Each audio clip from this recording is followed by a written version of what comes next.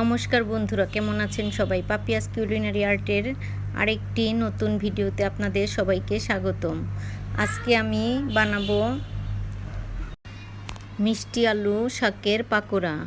আর আমার বারান্দা বাগানে আমি মিষ্টি আলু গাছ লাগিয়েছি, সেই গাছে অনেকগুলো পাতা হয়েছে, শাক হয়েছে। এবার আমি এই শাকগুলো দিয়ে, পাতাগুলো দিয়ে পাকোড়া তৈরি করব।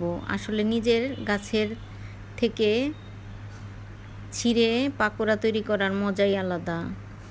এবার আমি পাকোড়ার জন্য একটা ব্যাটার তৈরি করে নিচ্ছি। আমি নিয়ে নিচ্ছি হাফ কাপ ময়দা, আর নিয়ে নিয়েছি 1 চামচ বেকিং পাউডার। এবার আমি দিয়ে দিলাম স্বাদ মতো লবণ। তবে বন্ধুরা, আমি এবার দিয়ে দিব হলুদ গুঁড়া আর মরিচ গুঁড়া। আমি সব কিছুই, যে কোনো রেসিপি খুব সাধারণ সহজভাবে দেখানোর চেষ্টা করি আপনাদের সাথে।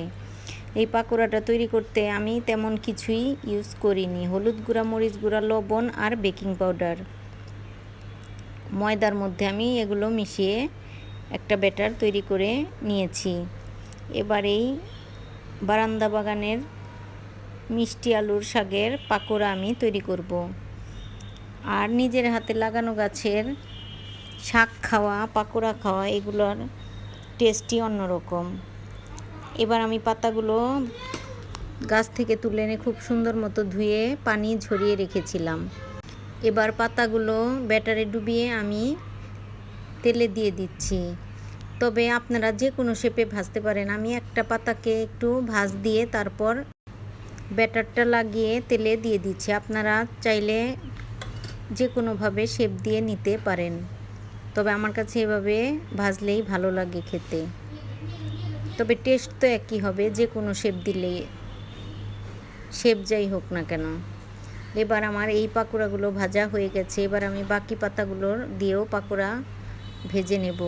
আজকে আমি খিচুড়ির সঙ্গে এই পাকোড়াগুলো খিচুড়ি দিয়ে খাওয়ার জন্য ভেজেছি। তবে বিকেলের চায়ের সাথে যে কোনো সময় এই পাকোড়াগুলো আসলে খাওয়া যাবে। বিকেলে চায়ের সাথে ভাত দিয়ে, গরম ভাতের সাথে, সব কিছুর সাথে এই পাকোড়াটা ভালো লাগবে। আপনারা একবার অবশ্যই ট্রাই করবেন, কারণ মিষ্টি আলু শাক তো বাজারে কিনতে পাওয়া যায়।